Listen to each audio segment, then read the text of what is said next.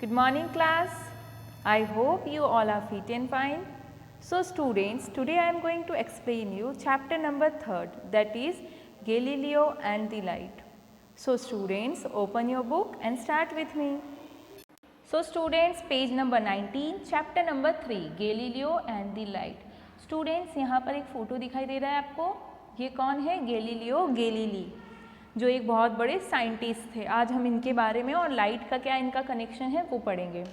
You must have heard of Galileo Galilei, the great Italian mathematician, physicist, inventor, philosopher and astronomer who not only discovered many details about our solar system but also invented the telescope and microscope.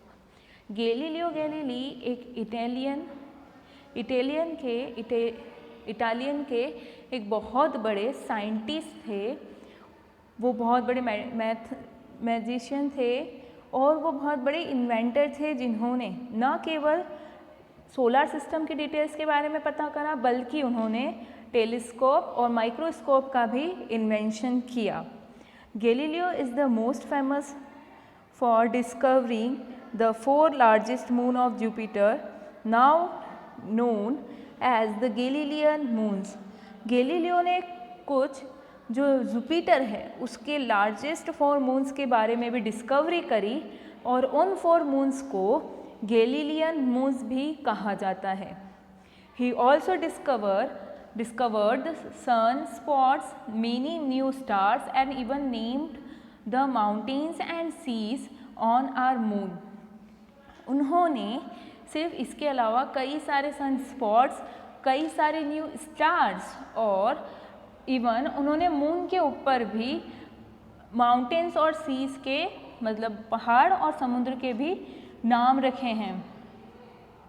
But most importantly Galileo was one of the first scientist to openly support the Copernican idea that the sun was at the center of the solar system and that the earth revolved around the sun.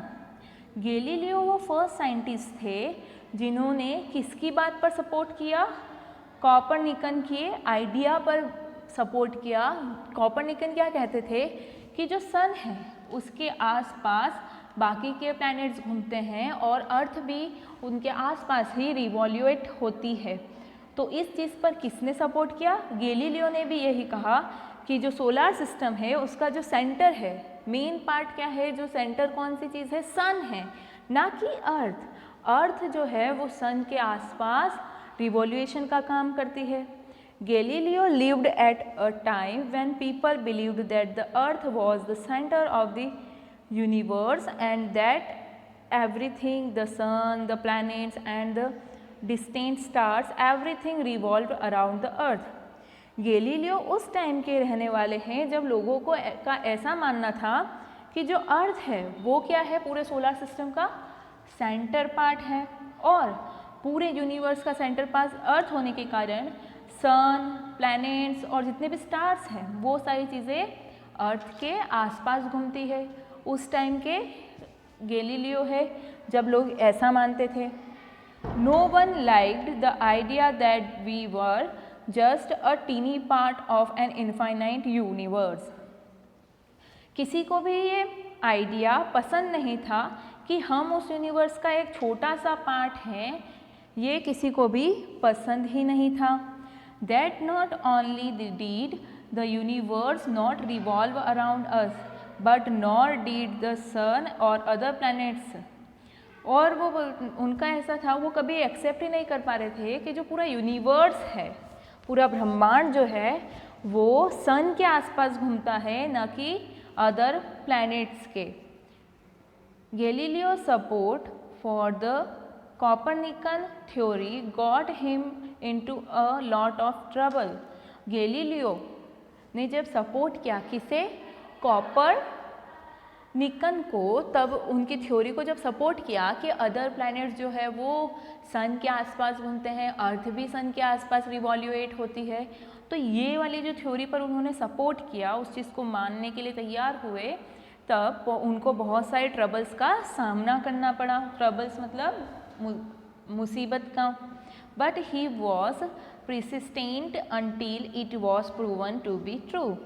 पर वो अपने जो उन्हें कहा था कि मैं support करता हूँ कोपरनिकस की थ्योरी का, उस चीज़ से वो कभी पीछे हटे नहीं, वो अपनी बात पर डटे रहे। What is not so well known is that Galileo is credited with being the first scientist to try to measure the speed of light। Galileo first scientist थे जिन्होंने किस चीज़ पर जिन्होंने मेजरिंग करना स्टार्ट किया। किस चीज़ का मेजर? स्पीड ऑफ लाइट, की लाइट कितनी स्पीड से आती है। Until few hundreds years ago, it was assumed that the speed of light was infinite। बहुत साल पहले, बहुत 100 साल पहले ऐसा अज्यूम्शन था, ऐसा माना जाता था कि जो लाइट है उसकी जो स्पीड है वो कैसी है? इनफाइनाइट है, जिसे कैलकुलेट नहीं किया जा सकता है। When in actuality it's just really fast, exactly 299,792,558 metres पर सेकेंड। पर एक्चुअली में क्यों लाइट की जो स्पीड थी वो बहुत फास्ट थी। एग्जैक्टली कितनी थी? 299,792,458 मीटर पर second. Okay students, now turn the page number 20. The first known person to question the idea that the speed of light is infinite was the Greek philosopher Empedocles in the 5th century BC। एक first question किसने raise किया था speed of light को लेकर कि वो infinite है? Greek के एक फिलोसोफर थे, उन्होंने 5th सेंचुरी बीसी में ये क्वेश्चन रेज किया था।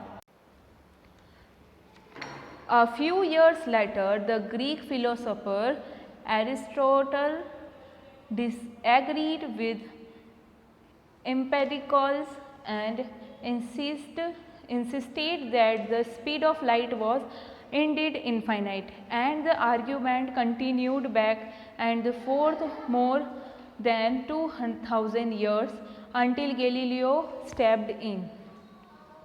और ये जो आर्ग्यूमेंट था उसमें जो ग्रीक के फिलोसोफर थे उन्होंने जो एरिस्टोटल है उन्होंने डिसएग्री करा और कहा कि जो स्पीड ऑफ लाइट है वो कैसी है?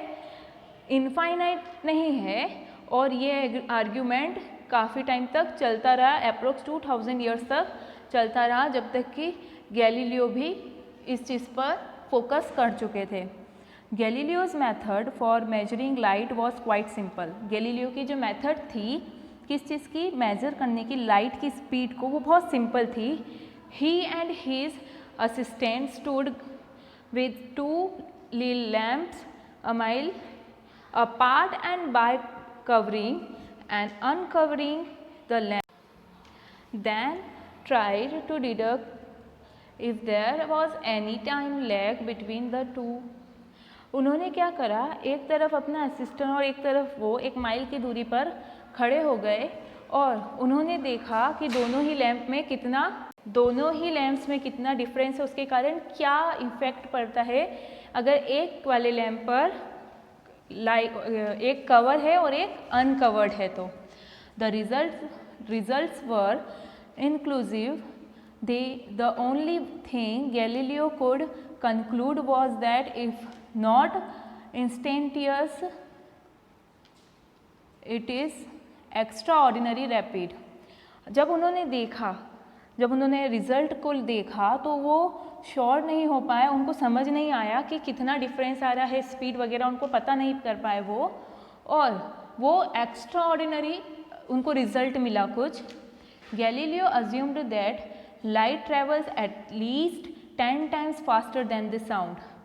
जो उन्होंने अज्यूम किया कि जो लाइट है वो 10 टाइम्स ज़्यादा तेज़ी से चलता है साउंड के कंपैरिजन में। But he had no evidence to support his theory.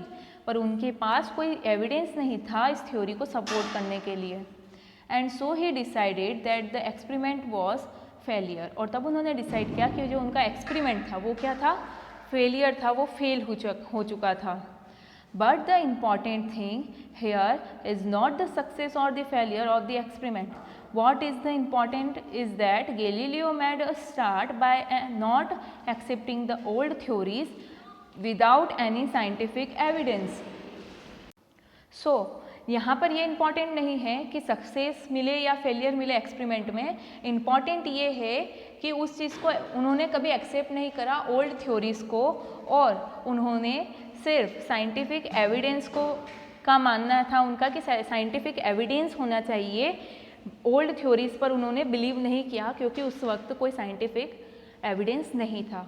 So students, आगे की स्टोरी मैं आपकी नेक्स्ट वीडियो में कंप्लीट करूँगी। I hope Galileo and the light अभी तक का चैप्टर आपको क्लियर है। नेक्स्ट वीडियो में मैं फिर इसके बारे में डिस्कस करूँगी। Okay, thank you.